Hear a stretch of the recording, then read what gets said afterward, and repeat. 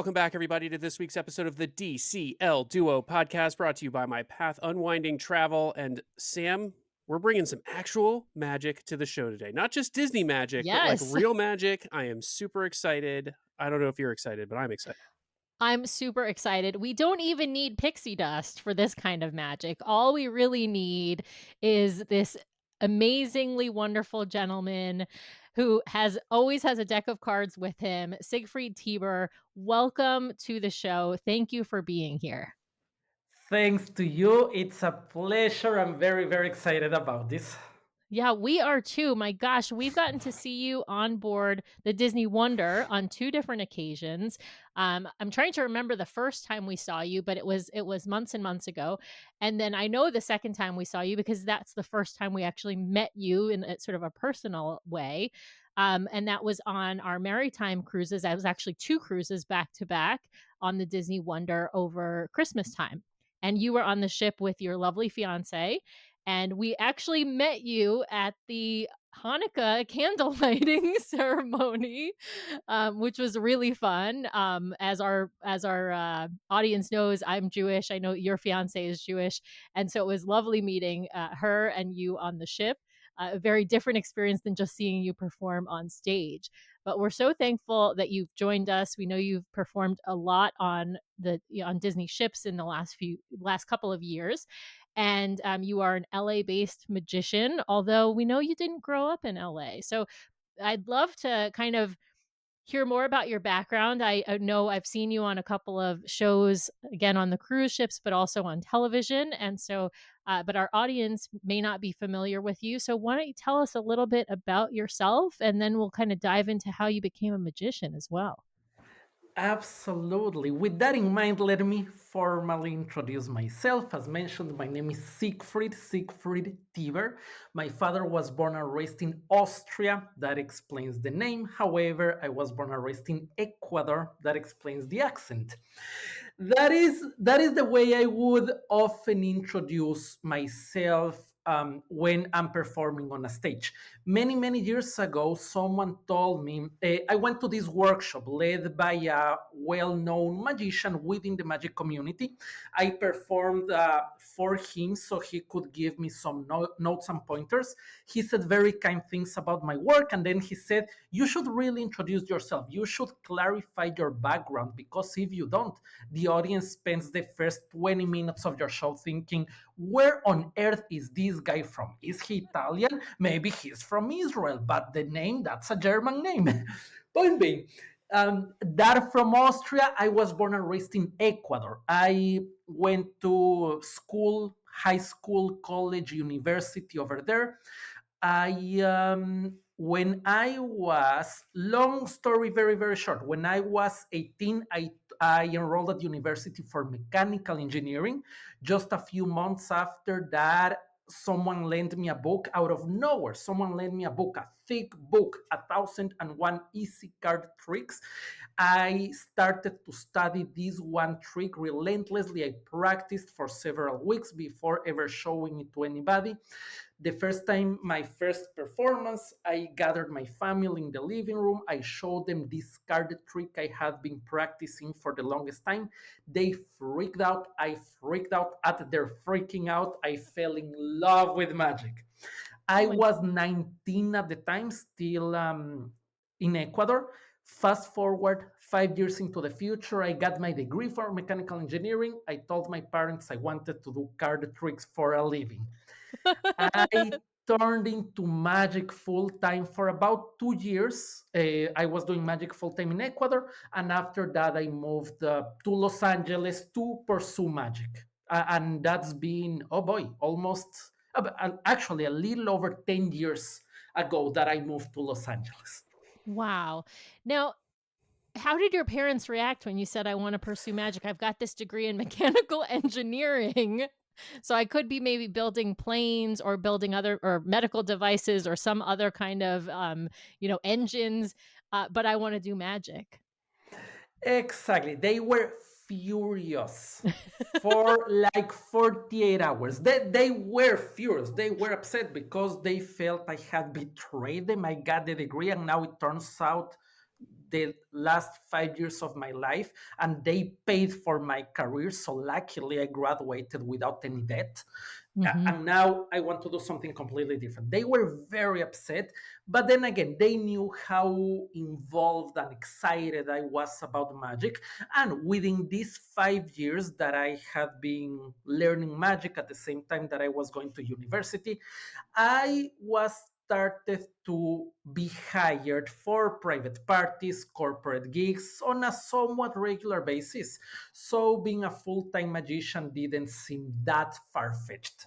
Long story short, my parents, it took them a little while to adjust. Of course, it was hard for them, but ever since then, they have been very, very supportive. I know I'm one of the lucky ones. Parents have been my biggest cheerleaders. Oh, that's amazing. Now, how does one learn magic, right? Obviously, your first card trick you learned from a book of card tricks, but I'm Yes. sure there's only so much you can learn from books. At what point do you expand your learning? I don't know. Do you apprentice with another magician? Do you go to some kind of school for magic? I mean, how does one learn to be a magician? But you're absolutely right. There's only so much that you can learn from a book. And if you ask 10 magicians how they learn their craft, there will be some overlap, of course, but you might as well get 10 different stories. Mm, Some people uh, start early in life because someone in the family knows a magic trick or two. Some people watch a performance and they get hooked and they seek for a mentor. In this day and age, I know many people who have been into magic for maybe 5, 10 years who learned from YouTube. They saw maybe David Blaine, street magician, do a thing. They saw a performance on YouTube, and then you go down that rabbit hole and you learn from there. Countless different ways. In my specific case, as mentioned, it was this one trick I learned from a book. Shortly after that, about 5, 6 months after, I had the extreme good fortune of meeting somebody who would become my first mentor. Now, Ecuador is a tiny country, only 13 million people. So, mhm, still to this day, the magic community is practically non existent. Mm. However, I had the extreme good fortune of meeting this person who was very knowledgeable, and mhm, he was also very generous and willing to share his knowledge. He taught me magic tricks and techniques, and he taught me all about the psychology of magic. But I think that mainly for me, most importantly, he taught me to care about magic, to see it as a craft that mhm, requires a lot of time and attention, but also that pays back immensely, because there are some tricks, techniques that you need to really practice uh, for a while before you can perform, present it to anybody else. But like in my case, when I first performed that first trick for my family, getting to see people excited about about it, put a smile on their faces, that pays off all the effort in the world. oh my goodness. That's it. Back to your question. I learned from a book. I met a mentor. And besides that, I've a lot of my knowledge I've acquired from books. I've always enjoyed reading both magic and non-fiction, fiction, literature, etc. I've had a few other people in my life I've considered mentors, and the other big component is performing in front of an audience, being willing to fail and trying it again. There was a well known figure in the art of magic, a Spanish magician by the name of Arturo de Ascanio. He would say that medicine is a humble science you learn in front of a patient. Magic is a humble art form you learn in front of an audience. There's no replacement for flight time, stage performance time. So it's all that trying to find ways to acquire all those kinds of knowledge. Wow.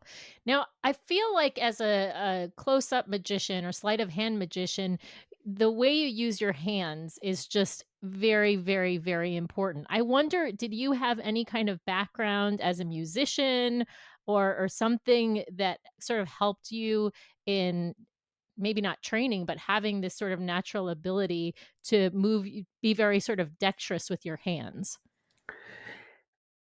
First of all, thank you. I take that as a compliment. Yes, it absolutely is meant Second of as all, one. Yeah.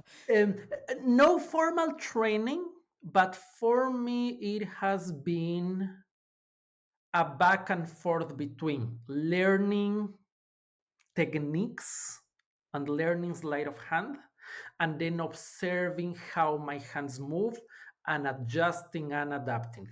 Many people believe that to be a magician, you need to be naturally gifted. You need to have talent. Uh, in my mind, talent is a myth more than anything. This is something that I say in performance sometimes. I do a memory demonstration in which I memorize. We shuffle a deck of cards and then I memorize the order of the entire deck of cards, and then I distribute the cards to different people, and I tell this person, you have the two of clubs, the four of diamonds, etc. And after this demonstration, I point out, a few years ago, I got interested in the subject of human memory. And the reason I got interested is because I always thought I had a terrible, terrible memory. And at some point, I discovered that, like a muscle, memory can be trained. And I quote Steve Martin, the comedian. He would say, thankfully, perseverance is a great substitute for talent. I believe that deeply in my heart. I think that for most anything you do in life, perseverance and dedication trumps talent. If you want to be a basketball player, it helps to be very tall. Michael Phelps, the Olympic medalist, the swimmer, because he has achieved so much success, there have been studies made about him, and it's fascinating. Michael Phelps, that human being, was anatomically designed for swimming. His body is the perfect match for swimming. So you could account that as talent, but there is no doubt in nobody's mind that that person has worked hard to achieve what he has achieved. So, in my mind, it's mostly perseverance and dedication. I think that in magic, and I can only imagine this translates to everything else. For me, also a main component of it is interest in what I Mm, do. yep. Sleight of hand magic, like many other pursuits in life, requires a lot of practice and dedication. For the first 10 years of my involvement with magic, I was practicing sleight of hand techniques in front of a mirror for 10 to 12 hours a day. If you Wow. are not excited about it, Mhm. it will be unbearable. For me, 10 hours felt like, oh my goodness, it's night already, because time flew by because I was enjoying what I was doing. Yeah. Well, I think it's funny you say that. So I take ukulele lessons with a teacher, and I've only been taking them for a little over a year, but I tend to practice a lot more if I'm really digging a particular song that I'm learning, right? If I Yeah. don't enjoy the song that I'm learning, I'm just not interested in practicing. So I think you're spot on as far as, the more you enjoy something, the more you're willing to sort of persevere and go for it. But I'm really curious to know. I mean, you probably started your career as a magician doing magic in Spanish, your native language. And now you have to do it in English. You live in LA, you perform in different clubs and theaters across the United States as well as internationally and on Disney Cruise Line, and those are all done in English, right? How was that transition from, you're having to concentrate obviously on a lot of different things when you're performing, and you're having to perform, right? So you're having to outsize your personality, I would say, in order to get your personality or to get some razzmatazz, I'll call it, across to the audience. How does one do that when you're having to do it not in your native language, but perhaps in your second or third or fourth language? Nowadays, after 10 years of living in the US, it has become easy and it has become second nature.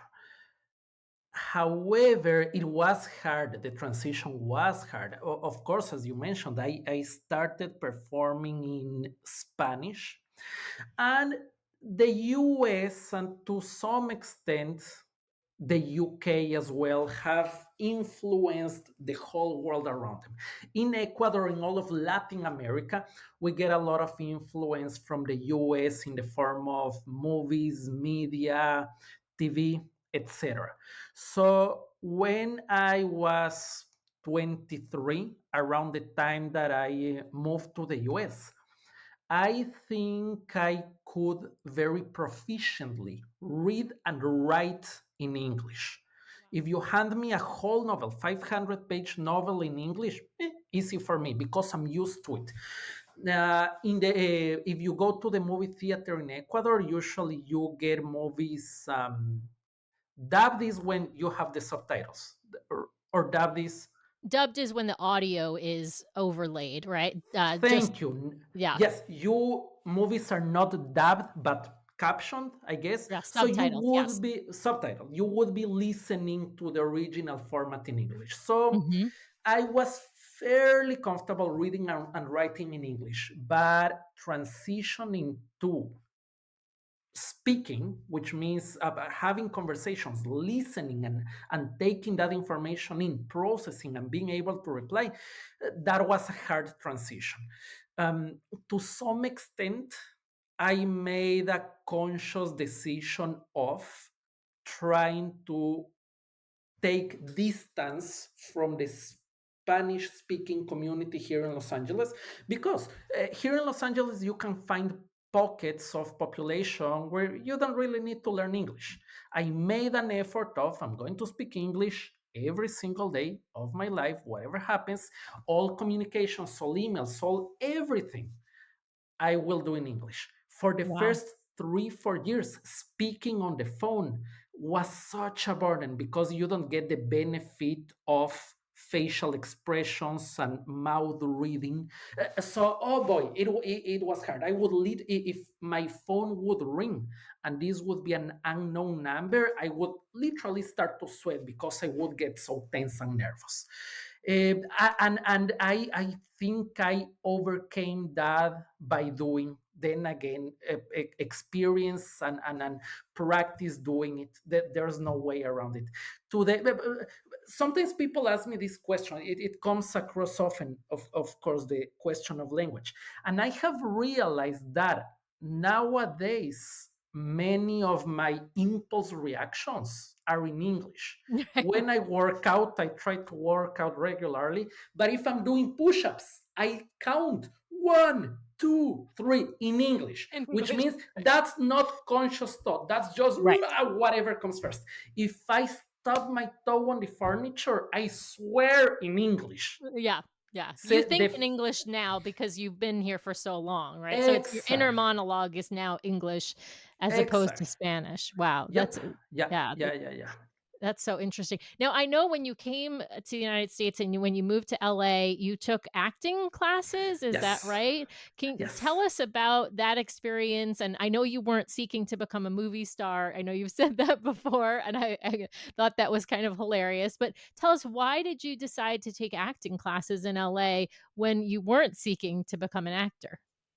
Because of magic. As a magician, you would always hear that acting training, whether formal or informal, can greatly contribute. My first mentor back home in Ecuador, this person I met a few months after I got interested in magic, he always planted that idea in my mind.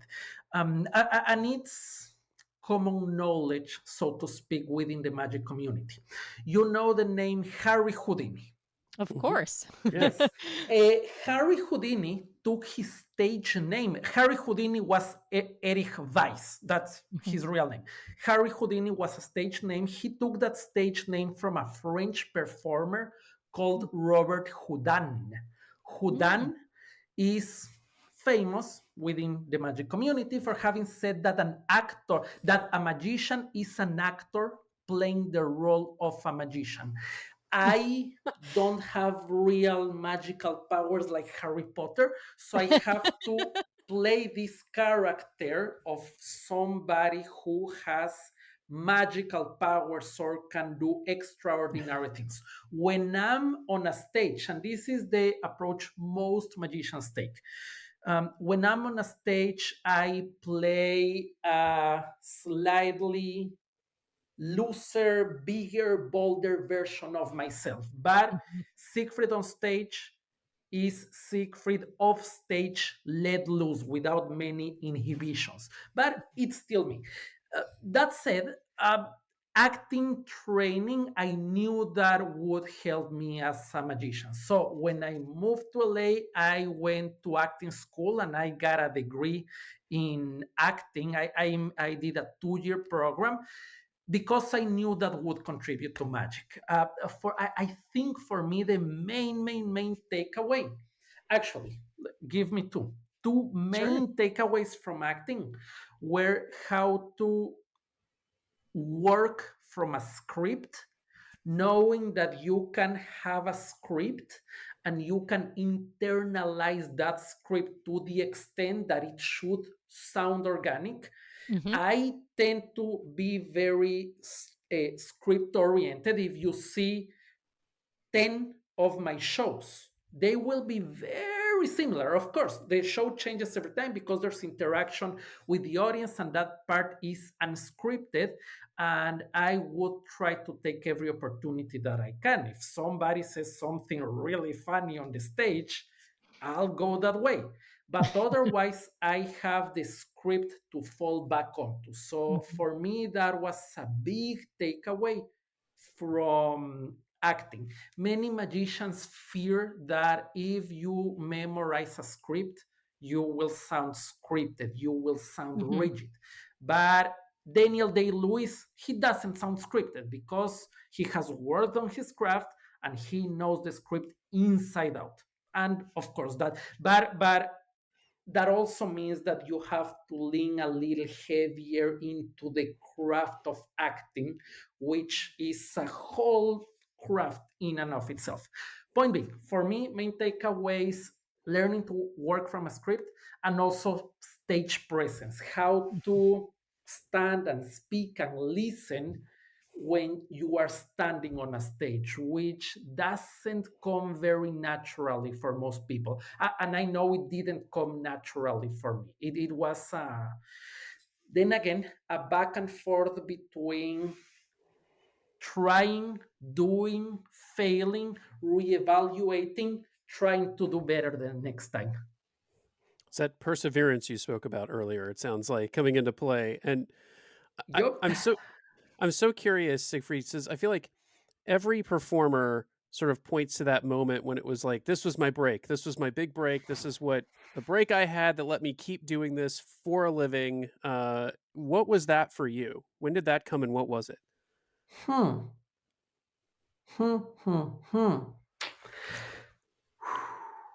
For me, a very specific moment that was a turning point for me was maybe 3 years into being interested in magic, and when I was still going to university.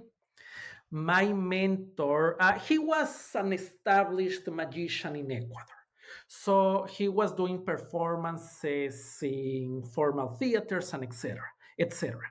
And there were a few of us who had been learning from him. And about 3 years in, he organized this event, this performance, where it would be him plus 4 students on a big theater, 300 people that at the time felt, oh my goodness. The Walt Disney Theater at the Disney Wonder sits about 900 people. So nowadays, for me, that feels, oh, 900 people, that feels comfortable. But 12 years ago, playing for 300 people felt oh so intimidating. And I had a 10-minute spot on that show. And I think back to that day often. I remember walking on that stage and I remember walking out. I really don't remember what happened in those 10 minutes. It blacked out from my mind. Maybe the adrenaline blocked it out, but it's a surreal experience. I remember walking in, walking out. What happened in between, not a clue. People tell me they enjoyed my performance. I know I did a trick with a rope. I know I did two tricks with cards. Who knows? Point being, for me, the main takeaway was even if this was such an anxiety inducing performance, I survived and I enjoyed it, and people seem to enjoy it. And I got paid some money for that. Then again, the purpose of the gig was not making money, but it was Mhm. for our mentor to push us down the cliff. Fly if you can. But even then, I got paid money for that. Can I do this for a living? Wouldn't it be amazing if I can do this full time? And of course, a lot of my day as a professional magician involves sending emails and logistics works and coordination and blah. That is not super exciting. It's maintenance, Right. communicating with prospects and clients and blah. But all that goes into being on a stage in front of an audience. For me, back to your question, Brian, for me, that was a big breakthrough, thinking that is it possible to devote my life to this? And after that day, the seed was planted of maybe I can do this for a living. That was a big turning point for me. Yeah. I'm curious how you got involved with cruise ships, and doing your show at sea. When did that point come, and how did it happen? Luck and serendipity. I started working with Disney almost 2 years ago. Disney has been the only cruise line I've worked with. Before working with Disney, I knew that the cruise line industry was big. I didn't know to what extent because it's massive. As we speak, there are literally hundreds of cruise ships circling the Caribbean, circling the West Coast. It's massive. Disney alone has 5 ships, Yep. two more in the works, right? Disney alone. There are some lines that have dozens of ships. Anyway, I knew it was a thing. I knew cruise ships wanted entertainment, but it had never been on my radar. I have a few friends who have been pursuing cruise ships for many years. Some of them have been on cruise ships. Some of them have been trying to get themselves into that line of work for 10 years, still unsuccessfully. Point being, I never really had my aims on it.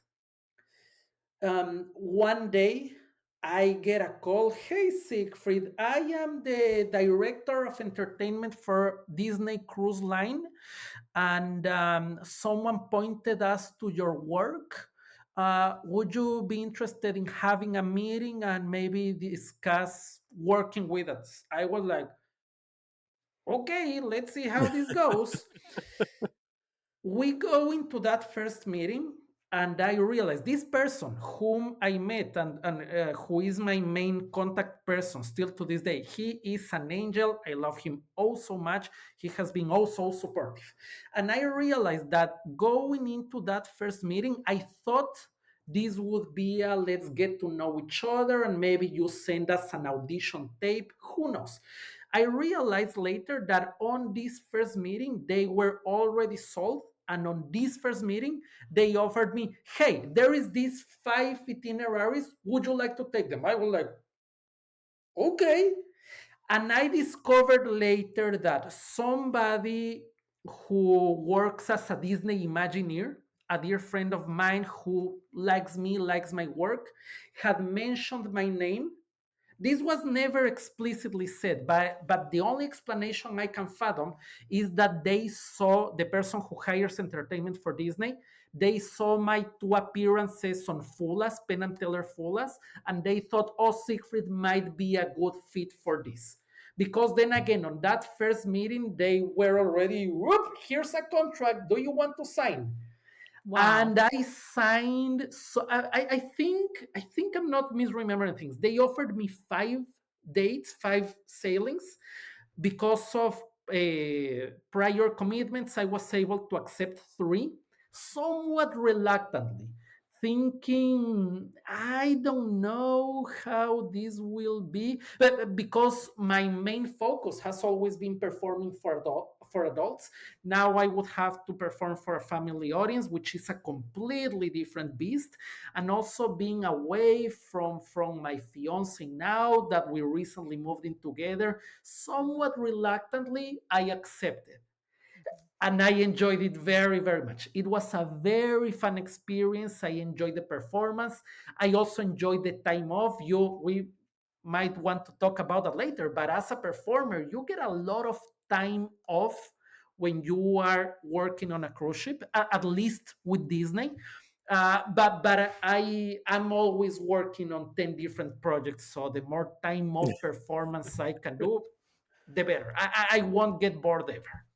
Yeah. That's Well, amazing to me that they didn't have you, like, do an audition there, that they had just seen your work and were like, "Let's go." Because I would have thought the process would have been, "Let's bring him in, see if he's a good fit. Maybe we'll do a little, live demo here, see if we like it, have him put on his show." So that's impressive. I am curious, which ships have you performed on? Has it just been the Wonder, or have you been on some of the other ships? It's been all 4 of the original Yeah, ships: Wonder, Magic, Dream, Fantasy. amazing. awesome. Awesome. Yeah. I'd love to delve into this adults versus child or family audience because I you brought that up and I was actually going to ask you that. I would imagine that on land, most of your performances are in front of adult audiences, either in clubs or in large theaters.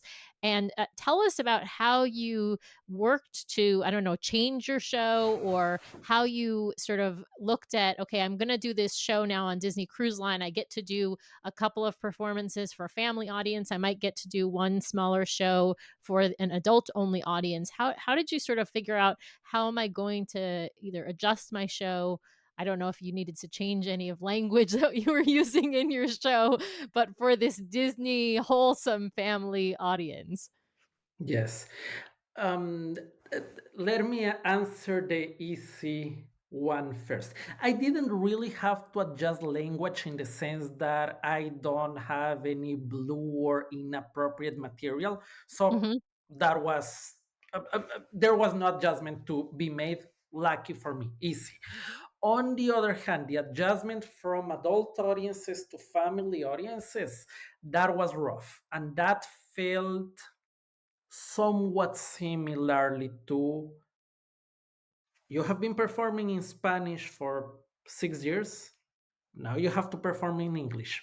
Big change. Another of those big changes came for me when lockdown happened. uh, World closed, world went mad, and maybe 2 months later, I was already doing performances online, virtual performances. Right. That felt like pretty much starting from the ground up. Wow. Adult performances, adult oriented to family, felt like that. Some of the material I was doing, I was able to adapt to a family audience with a few considerations in mind, that the adult span of attention is much longer and Oh. flexible than the kids, Hmm. because the adult, you can stop in front, you can in a performance for adults, you can stop the action and Mhm. deliver a monologue, if you will, tell a story for 2, 3, maybe even 4 minutes, and then you get back to the action. With Mhm. kids, you can't, because Oh, if wow. you are statically speaking for more than 30 seconds, you have lost them. Wow. Another tricky aspect of it was that the kind of magic adults and kids can appreciate is very, very different. For example, if I tell you, Sam, think of a number between 1 and 99. Don't say it away. Don't say it out loud. Don't move your lips. I don't know how to do this trick, but let's say that you are thinking of 47 and I tell you, okay, think of your number. And I think you're thinking of a number somewhere between 40 and 50, 46, 47, right? 47. For an adult, if I can guess the number you're thinking of, that's a strong effect. Wow. The- for a kid, Like, so was what? was the big What's deal? the Yes, trick? you guessed. Because kids up to a certain age haven't developed that abstract thinking that would make that kind of magic trick very impressive. Mhm. There is a whole branch of magic that we magicians call mentalism, like that, creating the illusion of reading minds, predicting future events, etc. That is a lot of what I do. Kids don't care about that Oh, because wow. mentalism usually deals with abstract thoughts. For kids, you want colors and something that they can see. Otherwise, they won't follow because it requires guiding their thinking through the garden path, and they won't care. They Mhm. won't appreciate the impossibility of it. So that goes to say that a lot of the material I used to do, and I still do for adult audiences, not a good fit for kids, which means that I had to develop a lot of material. And I also had to develop material outside my comfort zone because I like to think of myself as a storyteller more than anything. This is the way let me give you my pitch. I first got interested in magic through playing cards, card tricks, card magic. And the way I would introduce a deck of cards, the way I begin a performance of card magic, instead of saying, hey, here's a card trick, take a card, I would take the deck out of my pocket and I would tell people, for the last 15 years of my life, a single day hasn't gone by when I haven't held a deck of cards in my hands. Sometimes I fall asleep holding them, and they are still there when I wake up in the morning. When I leave home, I carry them in my left jacket pocket, the one closest to my heart. My friend Jared, a magician and poet from Dallas, Texas, he pointed out that if a bullet ever crosses my path, the cards could literally save my life. Now, I'm well aware that there is a fine line between obsession, dedication, and madness, but let's try an experiment. See, that is my way of saying, hey, let me show you a card trick, where I jump into a 40-second monologue about why I think this instrument is oh so beautiful. With kids, you have to go, hey, you look a card, take a card, and we're going to do something super excited about it. So all that narrative had to be reframed in a very different way, which forced me to flex different muscles, which Yeah. was a very fun challenge. Initially, it took a few months to get there and feel comfortable with it. And back to our conversation about that they essentially hired me cold to my surprise. I'd like to think that what they saw was my approach to magic, my level of energy. I can only imagine that the fact that I have an accent, the way that I'm Latino, I speak with my hands a lot, that level of energy plays well for a family audience. But at its very core, the material that I was doing, I had to adapt and shape that a lot for a family audience. Yeah. Well, you have a lot of personality when you perform. You have a lot of personality in real life, but you have a lot of personality. It's like you said, it's you're playing an outsized sort of version of yourself. You're not playing a completely different person. It is Siegfried. It's just Siegfried without any inhibitions, right? Siegfried Exactly. to the max, right? Yeah. I love that. I love Siegfried on 7 cups of coffee. on 7 cups of coffee. I wonder it is when you started to do shows with this, family audience, is that when you brought in sort of different props other than just cards, of course, not that you do only card tricks. I know you do other things, but but that's your bread and butter, I'm going to say. I'm going to use that term. Your bread and butter is card tricks. But you also have brought in like Rubik's cubes and other types of things that are more colorful and just a little bit maybe different from a visual perspective. Is that done really for that family audience? To some extent, it was. I was doing tricks, performance pieces with props other than cards already. For example, the Rubik's Cube, I had been experimenting with that for a little while.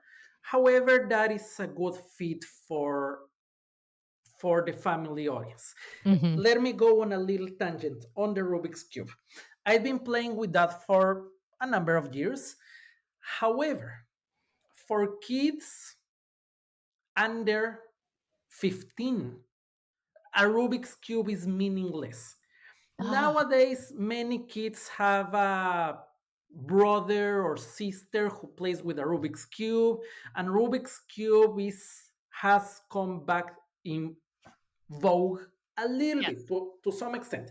However, if you or your brother or your cousin don't do a Rubik's Cube, you have no idea what that thing is. What is that cube with the silly colors? Whereas anybody over 25, 30, they know what a Rubik's Cube is because Right. they grew up with one. If you ask, this is something, and I think I did this in the at the Disney Wonder when you were there.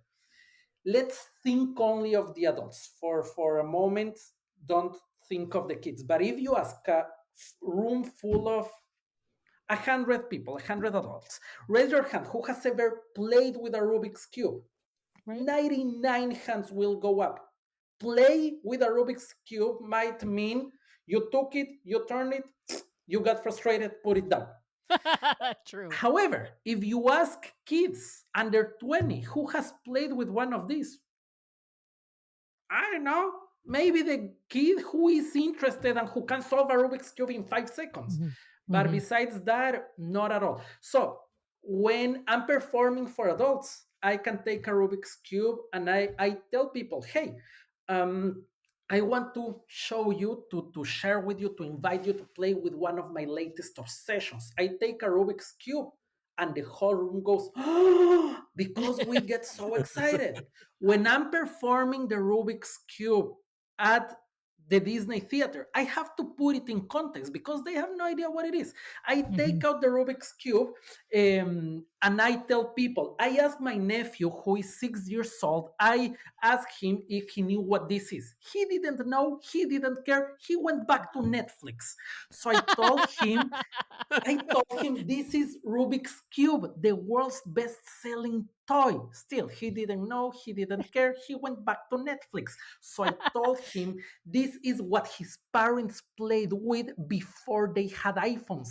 That got his attention. I See, to love the it. extent that I need to put the Rubik's Cube in context Mhm. for the 5 year olds in the room. Now the 5 year olds are thinking, oh, that is like Netflix. Yes.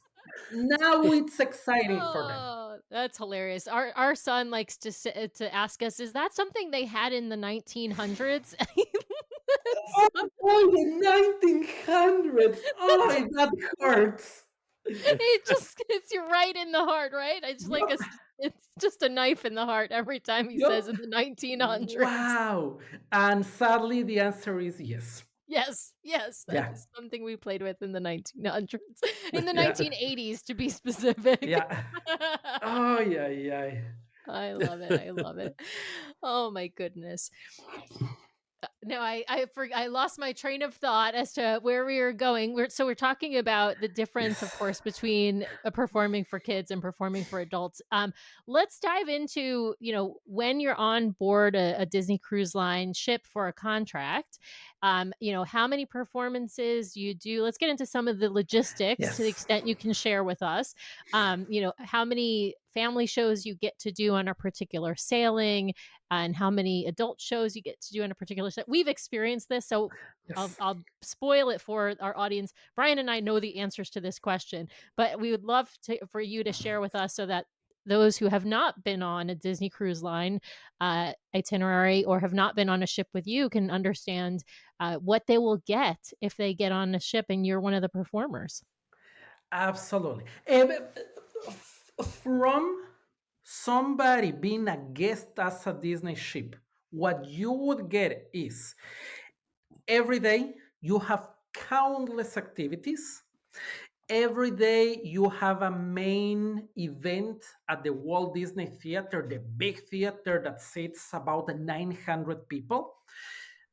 For example, at a 5 night sailing, you night number one, you would get what they call a Broadway caliber production, and they are. For example, you would get Frozen the musical with a cast of 20 people and flashes and lights and special effects, and it's fantastic.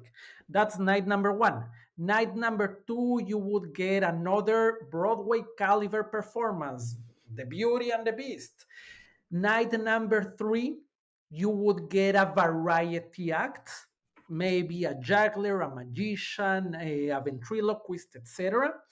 Night number four, you might get a movie that is in the theaters nowadays. I can right now as we speak, I think they are doing the new Ant-Man movie, Right, Quantumania, Quantumania. which Yeah. is in theaters, and you can see it aboard the Disney ship.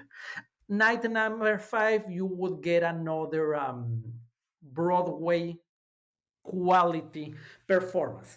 And besides those being the main events, you get workshops and countless other things. From the variety performer, you also have, in addition to the family show, the big event at the Walt Disney Theater, you usually get a workshop that takes place during one of the days, early in the day, maybe around noon or 1 p.m., and you get an adults only show late at night around 10:15 p.m.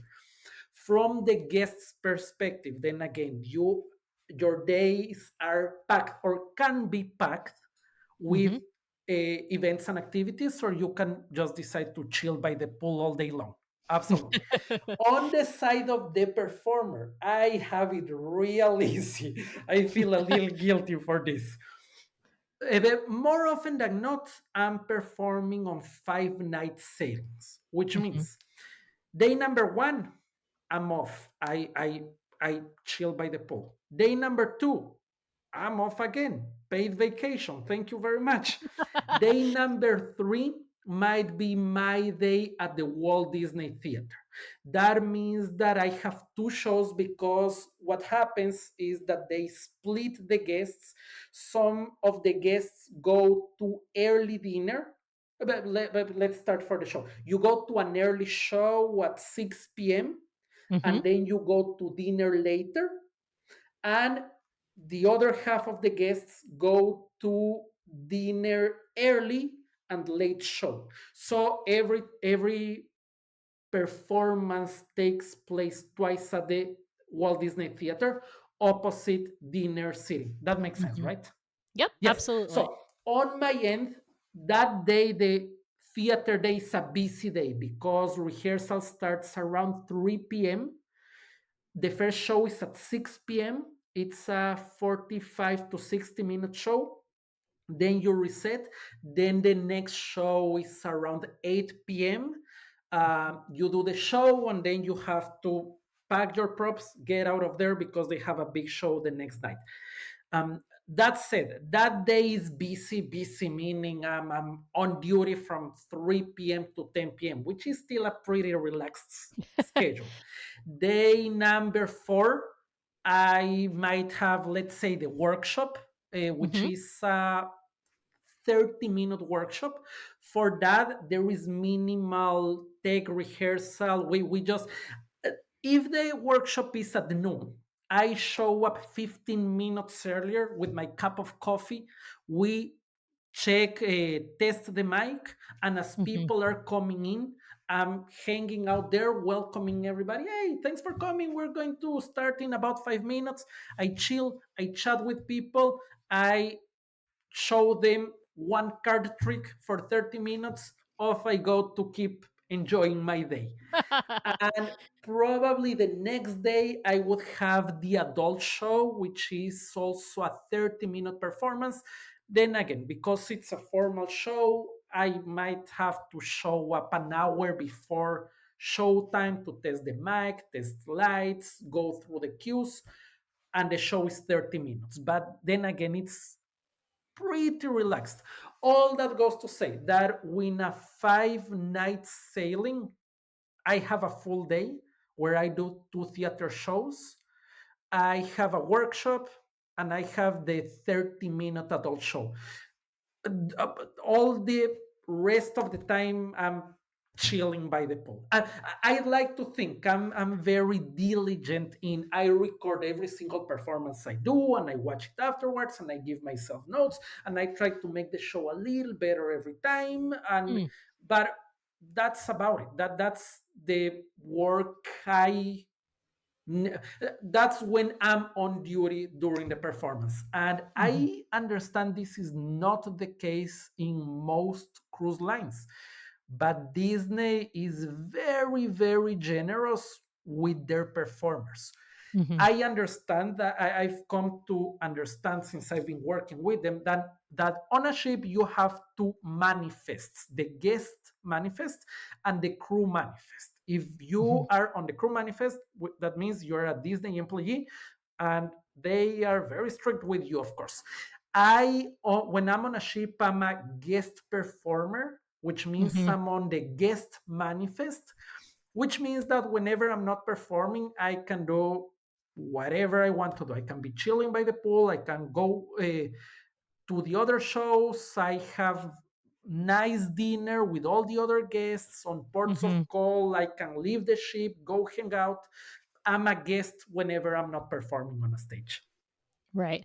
Right. It's definitely, I think, a different lifestyle than the I'll call them the Walt Disney stage performers. And what I mean by that is the cast of those Broadway caliber shows you're talking about earlier, because they do those stage shows, but they also do the deck shows on the pool deck. They also do some of the character handling work or character work around the ships. And so they have everybody sort of thinks of them as stage performers because that is what they're most well known for, and when you see their faces, of course. But they have a bunch of other jobs that they do on the ship, and when you're on the ship, you have your one job, but as you said, you're sort of in the guest space. Now, how much of the when you stay on board, when you're working, what kind of cabin do you get, and what areas of the ship do you get access to, if you're allowed to say? I get oh yes, I get the nice cabin, and I'm allowed access wherever I want to go. Yeah, there are no.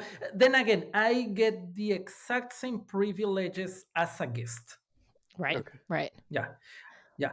For there is this one exception. I'm not Oh, allowed to play bingo, which I guess is because bingo technically is considered gambling, right. Mhm. and as a third party employee, they don't want Oh, me interesting. gambling. And I Interesting. think it would also, this might not be the actual reason, but it would be real funny if the magician gets the $20,000 jackpot. That would be a little suspicious, I think. Agreed. I love it. Yeah, but then again, all that goes to say that I get the nice cabins and I get all the perks. Awesome. Nice. Do you get to bring someone with you, Siegfried? Yes, also that. Then again, Disney, they are very kind with their, in general, all across the board. I understand, even with crew, but especially with guest performers. Uh, I'm putting the nice cabin that sleeps up to 4 people. So on any and every sailing, I'm allowed to bring up to 3 guests. Wow. Chelsea, my fiance, she has joined a few times, and she pays zero money, even tips for the crew and the dining room staff and etc. Even that is covered for her and for me. Which then again, they are very very kind in that regard. Yeah. I'm curious, do you get sick of the food when you're on board? Only because it can be a little bit repetitive when you're on obviously back to back to back to back cruises, right? You're not on for one cruise for 5 nights and then getting off. You're typically on for a contract of a certain number, right? And I know you said your first one they offered you was 5, and then you only ended up on 3 just because you had some other conflicts. But generally speaking, when you're on back to back, yeah, do you get sick of the food? Yes. Hold. Sorry. Let me address that. For example, when I first started working with them, they offered me 3 contracts, but those 3 contracts were spaced probably over 2 or 3 months.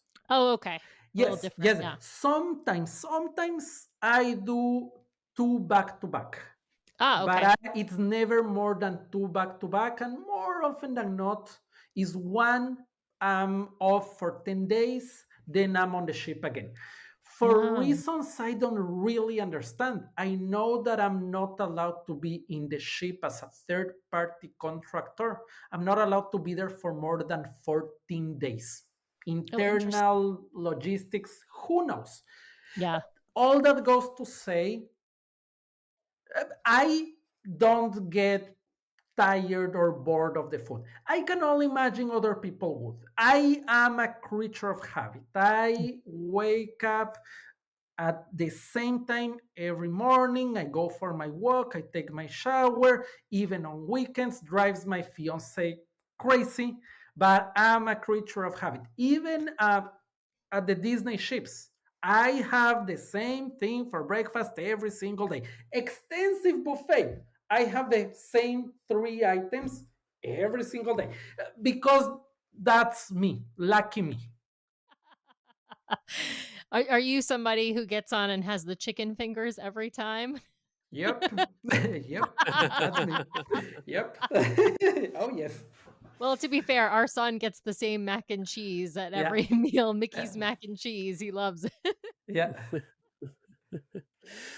Well, Siegfried, we could talk all day here, but we got to start to wind things down. Because I wanted to ask kind of one ultimate question on my end, and then I'll pause and see if Sam has anything that she really wants to ask in addition. But I kind of want to know, like, what's your most memorable performance on a Disney cruise ship? Does one stand out amongst the others, either because something really funny happened during the performance, or just because it was just so fun for you to do?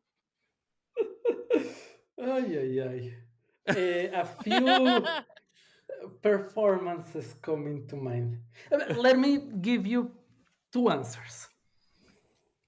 One of those was this time where I used to do this thing. I don't know if you saw it because I haven't done it in a little while.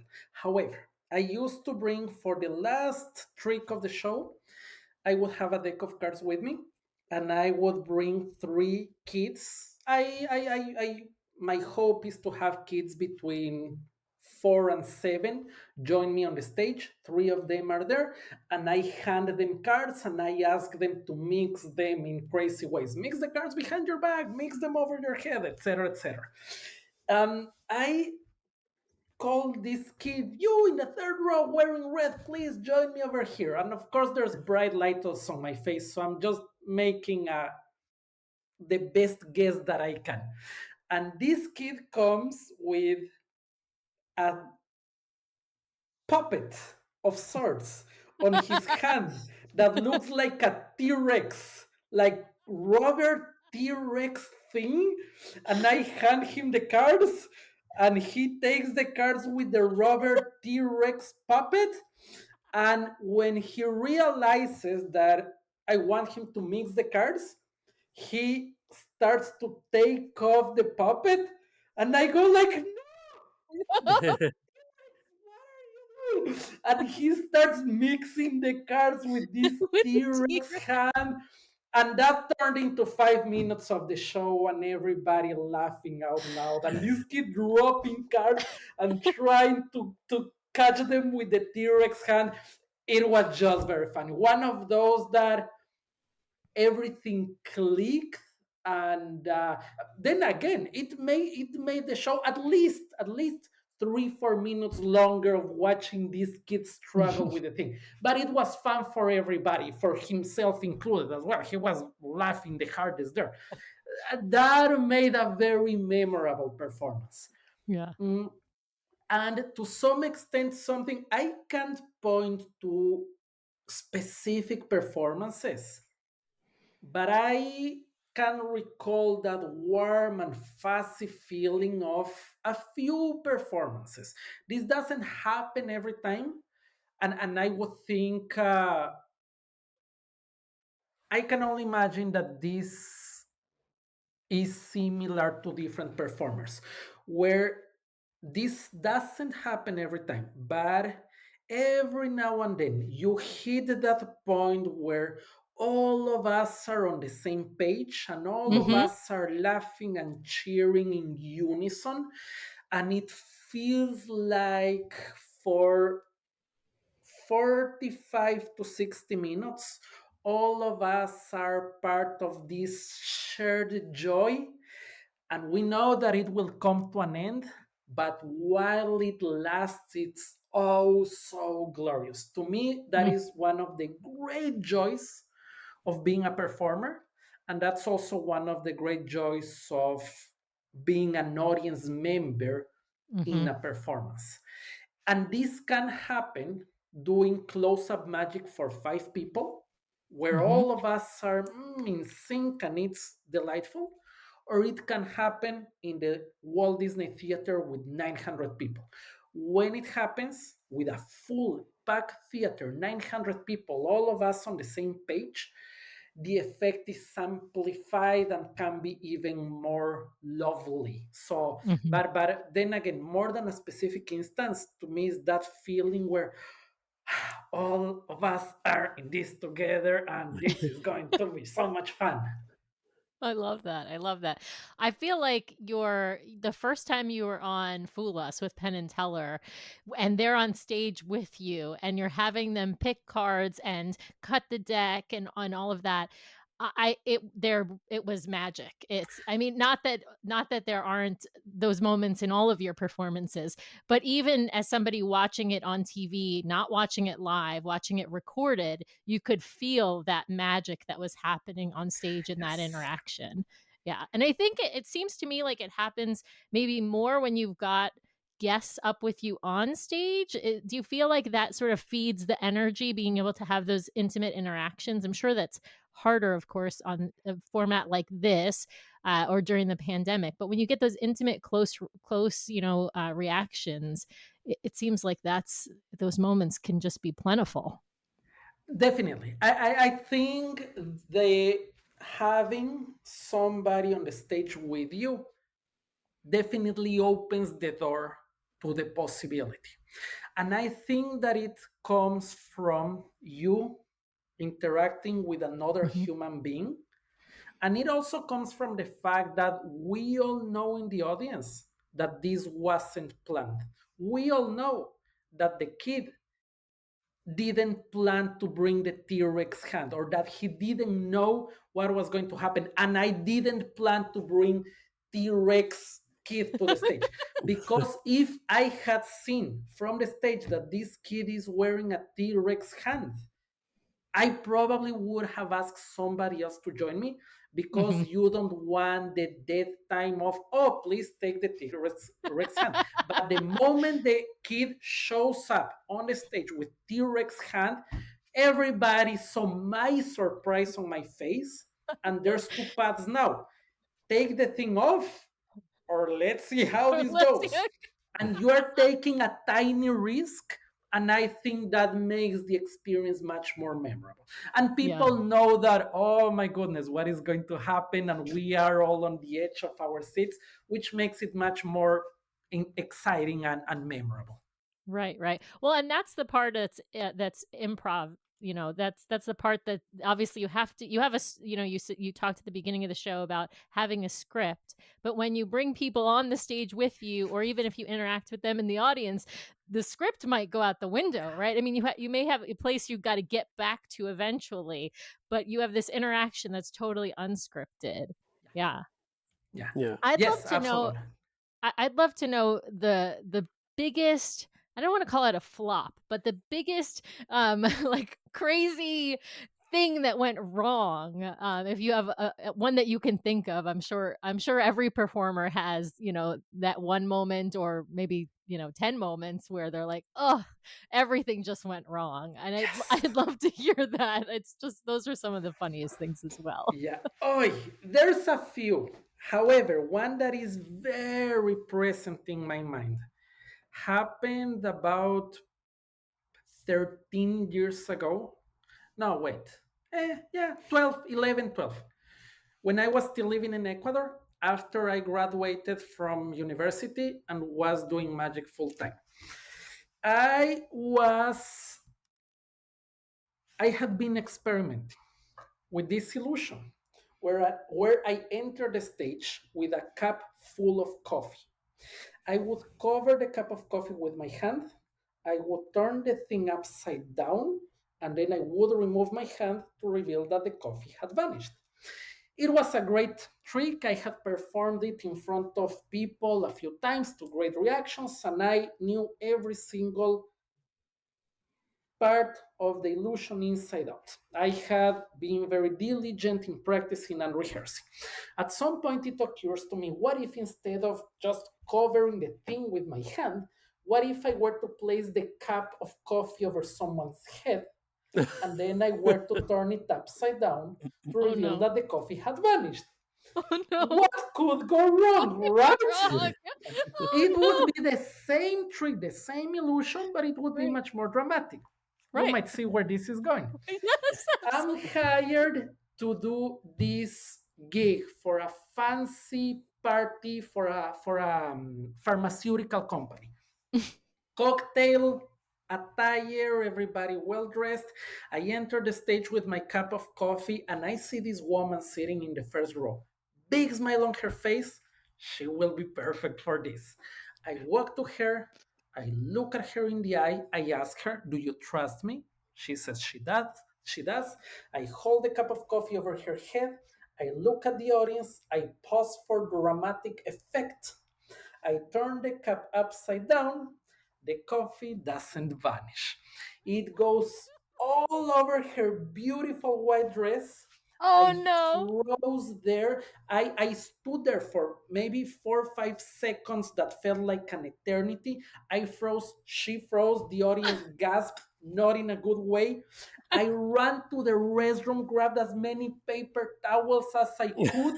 I come back, I hand her the paper towels and try to utter an apology. This Oh my woman, gosh. this angel sent from heaven, still with a big smile on her face, she tells me, and bear in mind, this was the first trick of the show, right? So great way to start. She looks at me, still big smile on her face. She tells me, don't worry, I understand this was an accident. Accidents happen. The show must go on.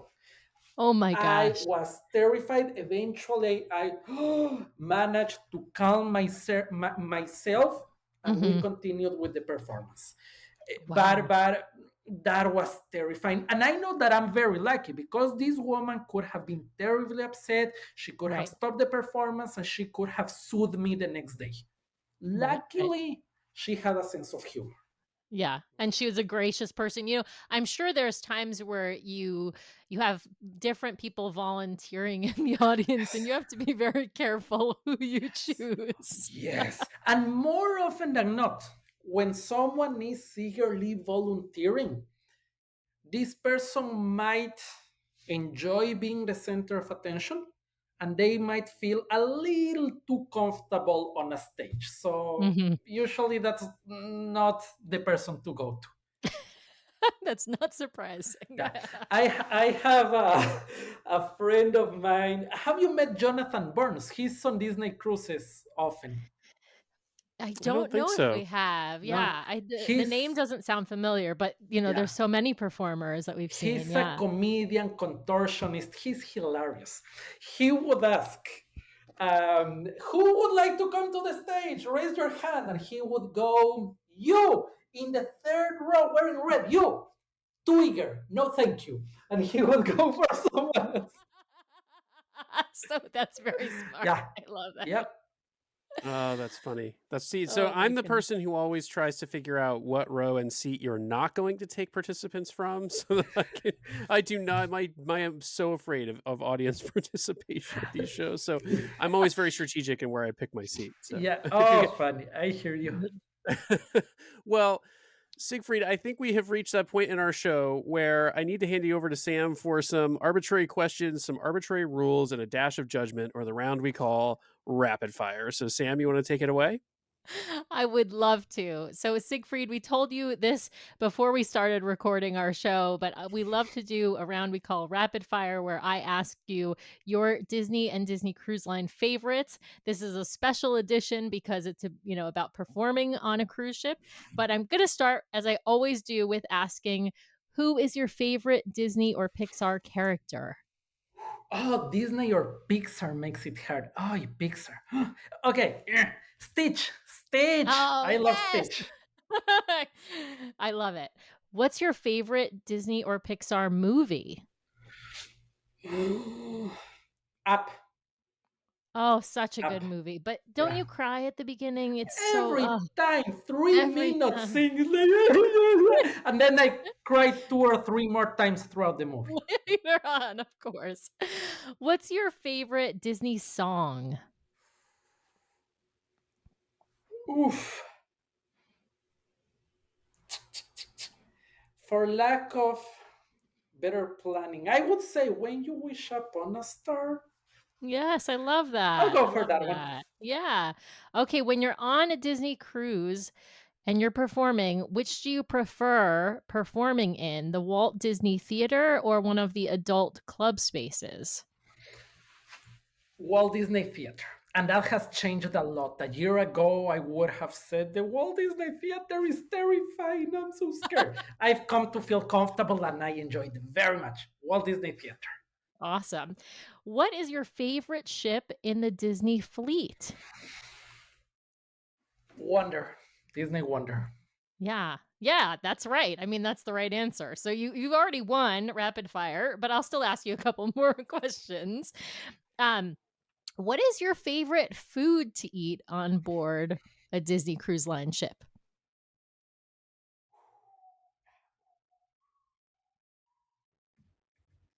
Beef Wellington. Oh yeah, that's one of Brian's favorites too. It's really good. Do you have a favorite Disney Cruise Line dessert? Yes, but I don't know what it's called. It's a spongy cake Is it that the warm sticky date pudding by any chance? no, No, no. not that one. It's Okay. it's spongy. It has no sauce on it, but it's very moist. Mm. Okay. We'll have to keep an eye out. We're going to be on the Wish in about a week, so we'll have to figure out if we can figure that one out. All right. What is your favorite space to just kind of hang out and relax on a Disney Cruise Line ship? Cove Cafe. Oh, Oh, yes, that's the an excellent best. one. Yep. Yes. Okay, my last question is a bucket list show. If you could perform in any theater in the world, on any stage in the world, where would you want to perform? Carnegie Hall. Oh, yes, but you know what you Oh, have to wow. do to get there. Practice, practice, Yep, practice. a lot. Well, thank you for playing Rapid Fire. Before we kind of wrap up the show, since we're doing video on this show, of course, we'll have an audio version that we release that will have this portion cut out. But we would love to know if you could do a trick for us, maybe? Amen. Let's do it. All right. Okay. I mentioned cards, and I love this. However, let me share something different with you.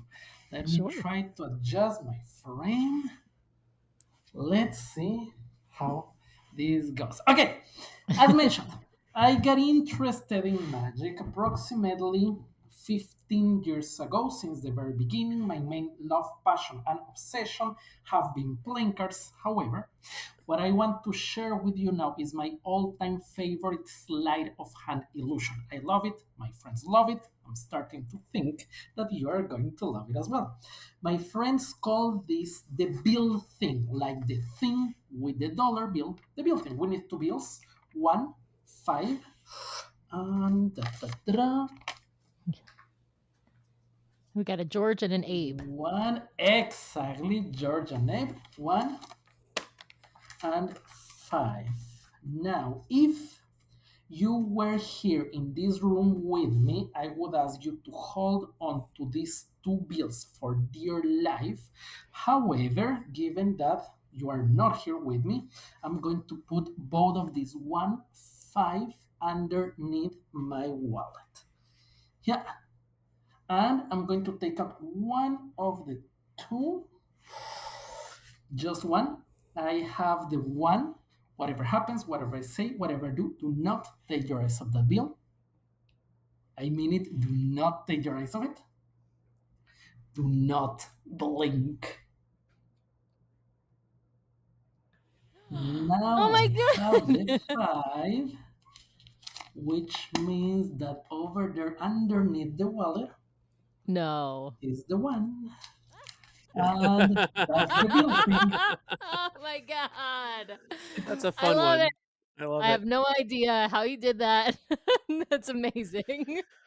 Well, for everyone listening in audio land, you missed a fabulous trick, and we will be sure to have that up on our YouTube channel. We may even break out this segment of the show and we can put it in our Facebook group for people to watch this portion of the show. So, fabulous trick, Siegfried. Fabulous. You've been a fabulous guest. We always love hearing about stage performers and folks coming onto Disney Cruise Line, not just as pure guests. And so, really fun to have you on the show. Do you want to let folks know where they can find and connect with you to see even more of your magic and perhaps even figure out if you might be on their sailing at some point? Yes, please. I appreciate it. My website, I'm most active on my website. I keep updates there on where I'll be performing. You can see a little more information about my work, the videos on Penn and Teller Fulls that we mentioned. Siegfriedtieber.com, which I know my name is a handful, but please, I imagine it will be in the name of the episode. Yes. Yes. Siegfriedtieber.com. I'm also very active on Instagram at Siegfried Tieber. And we will be sure to Awesome. link to those in the show notes for the episode too to help people out. And so, Siegfried, just let me say thank you so much for taking your time to come on. I know you're quite busy, but we really, really appreciate it. And we hope to see you out on one of the ships we're sailing on at some point in the future. I sure hope so. Thank you for having me as your guest. This was so much fun. Awesome. Thank you.